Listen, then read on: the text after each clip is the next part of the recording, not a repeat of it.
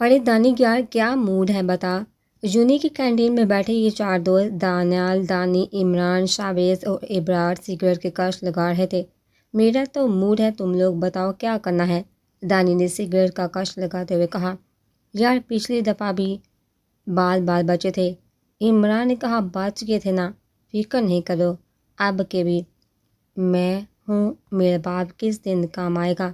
شاویز نے ہنستے ہوئے کہا پولیس میں ہونے کا یہی تو فائدہ ہے، ویسے بھی اس ملک کا قانون کسی کام کا نہیں ہے، نوٹ دکھاؤ سب بک جاتے ہیں، بس جیب گرم ہونی چاہیے، بڑے سے بڑے پنگے بھی ایسے حل ہو جاتا ہے جیسے کچھ ہوا ہی نہیں۔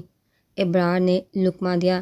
چلو پھر موڈ بناؤ، میں چوکیدار کی جیب گرم کر کے آتا ہوں، اسے کہتا ہوں کہ کسی خوبصورت سی پری کو روکے۔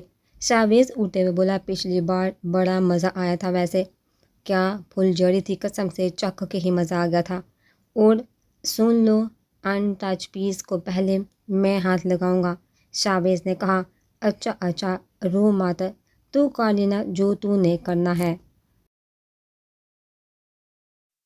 یونی کی یہ چار لڑکے آپس میں اکٹھے ہی رہتے تھے، جن میں شاویز کا باپ پولیس میں تھا اور باقی کے بزنس مین تھے۔ چار وہی آوارہ گردی نشے میں مشہور تھے۔ 3 دفعہ وہ پہلے بھی بڑی صفائی سے لڑکیوں کو ریپ کا نشانہ بنا چکے تھے۔ اپنا کام کر کے وہ شاویز کو آگے کرتے تھے اور وہ اپنے باپ کو، اور ہر بار وہ بڑی ہی آسانی سے چاروں کو بچا کے بے گناہ ثابت کر کے آنچ بھی نہیں آنے دیتا تھا۔ اب کی بھی انہوں نے چوکیدار کو پیسے دے کے کسی لڑکی کو ہراساں کر کے ریپ کا پلان بنایا تھا۔ اور بھئی کرمداد کیسے ہو؟ شاویز اور عمران چوکیدار کے پاس آئے تھے۔ میں ٹھیک ہوں سیر صاحب، آپ لوگوں کی کرم نوازی ہے، بس اب ایک کرم نوازی اور کر دو، کسی اچھے سے پیس کا انتظام۔ اس نے 5,000 کے نوٹوں کی گڈھیاں اس کی جیب میں رکھتے ہوئے کہا، اور اتنے پیسے دے کے چوکیدار کے منہ میں پانی آ گیا۔ کیوں نہیں، آپ کی کرم نوازی کی وجہ سے تو جی رہے ہیں، یونی حالی ہو جائے تو کسی اچھی سی بچی کو روکنا۔ شاویز نے چوکیدار کو کہا جیسے آپ کا حکم۔ محسا اور عمران اور شاویز چلے گئے۔ چاروں یونی کی کلاس میں بیٹھے سگریٹ جلا رہے تھے۔ چھٹی ہو گئی تھی، آہستہ ساری یونی خالی ہو گئی تھی۔ ابرار کا فون بجا۔ ہیلو جی بابا، اوکے میں آتا ہوں۔ فون کاٹ کے اس نے سب کو دیکھا۔ میں آتا ہوں آدھے گھنٹے تک، بابا کے کسی کلائنٹ کو ملنا ہے، تم لوگ کرو اپنا کام، میں اینڈ میں کر لوں گا۔ وہ اٹھا، اپنی گاڑی کی چابی نکالی اور باہر کی طرف چلا گیا۔ جلدی آنا، نہیں تو تیرے لیے ہم کچھ نہیں چھوڑیں گے۔ عمران ہنسا۔ آتا ہوں بس، ابھی وہ کہہ کے نکل گیا۔ ساری یونی تقریباً خالی ہو چکی تھی۔ اکا دکا لوگ ہی بچے تھے۔ ارے تم کیوں کھڑی ہو یہاں؟ رومیسا نے پیچھے مڑ کے دیکھا تو چوکیدار کھڑا تھا۔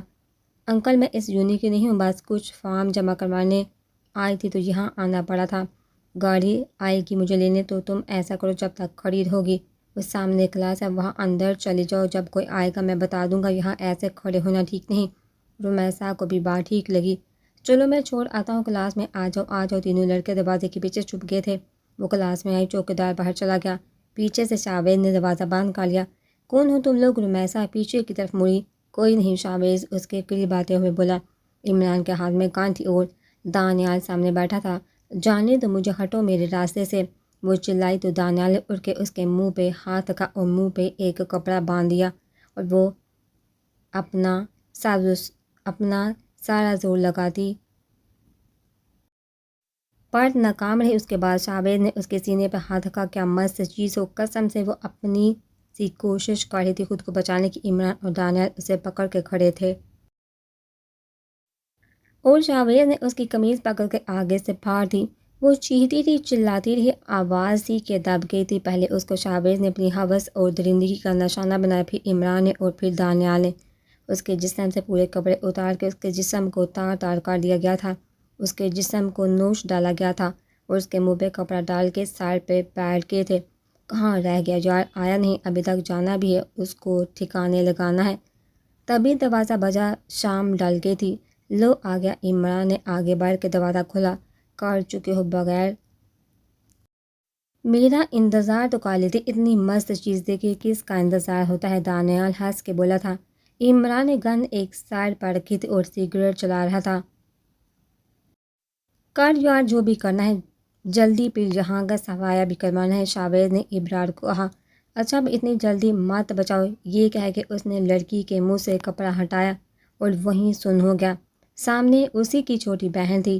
اس نے اطمینان کی رکھی گن اٹھائی اور اس آدمری لڑکی پہ فائر کیا، پھر ایک دم اپنی گن پٹی پر رکھ کے فائر کر دی۔